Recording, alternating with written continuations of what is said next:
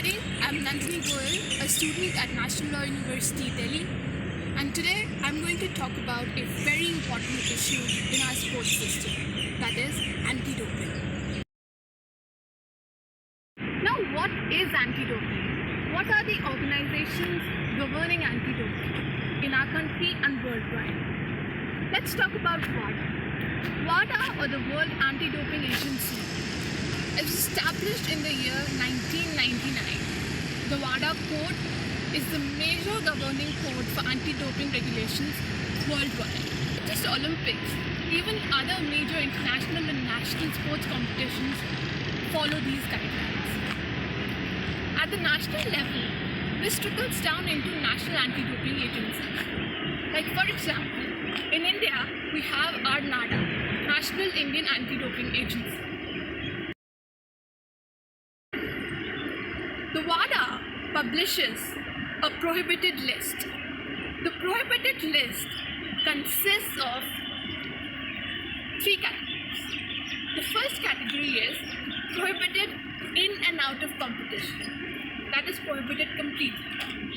The second category in the list is prohibited in competition. That is prohibited solely during participation in the competition.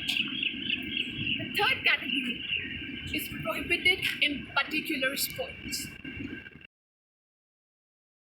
The WADA comprises of a very sophisticated framework to enable its anti-doping program.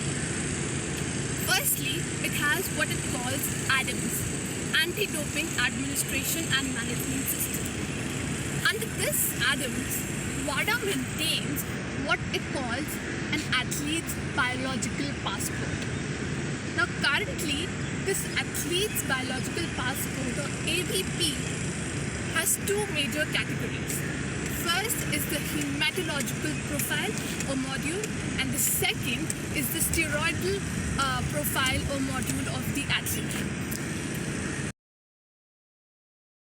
The WADA does provide for certain exemptions as well. The most prominent of these is the TUE exemption, or which is commonly known as the therapeutic use exemption. To avail this exemption, an athlete needs to file an application 21 days in advance. Recently, in the very famous case of Maria Sharapova's anti-doping scandal, the retroactive application of this exemption was brought into limelight. So she could not avail it, and she had to face a ban and get his career. But anyways, the second condition that an athlete needs to fulfill to use this exemption is it needs to show that this use of this performance-enhancing drug is absolutely necessary for improvement of his health, and using this drug would not cause any unfair advantage. That is, it would not cause any betterment in health than the normal state of health, which is expected out of the normal state of health, which could be gained out of taking a medicine. Lastly, and most importantly, the need for using this therapeutic performance-enhancing drug should not have arisen in the first place from the use of any of the banned substances. This TUE exemption is only available for those drugs which do not fall in the list of prohibited in and out of competition. That is, those drugs which are not prohibited completely. WADA can only have signatories which comprise of international federations, national Olympic committees, multi-event organizing committees, then national anti-doping agencies, but it does not include signatories who are nation states or governments. So to resolve this problem, UNESCO came up with an anti-doping convention. Now coming to the most important regulatory dilemma question of our today's video. Should doping be regulated in the first place? Some people say that use of drugs and steroids is very common with soldiers in the army. If we look at various instances of war, for example during the Vietnam War, in My Lai massacre, there was strong evidence of use of drugs by the army men.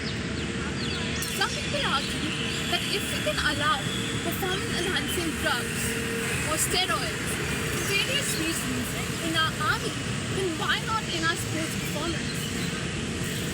But here's where I disagree.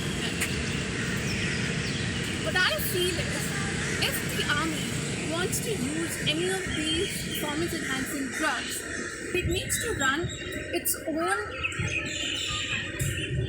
directed center for the same. Allowing widespread use of doping in sports is clearly going to lead a wrong example for the youth of our country. And to those who say that it's going to create a non-playing field for those who don't take drugs, here's what I have to say.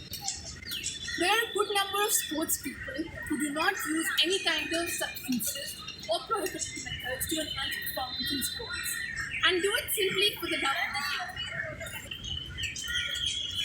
What is important is that young kids, the youth of our country, tries to excel at their own natural level, not by taking substances or prohibited methods.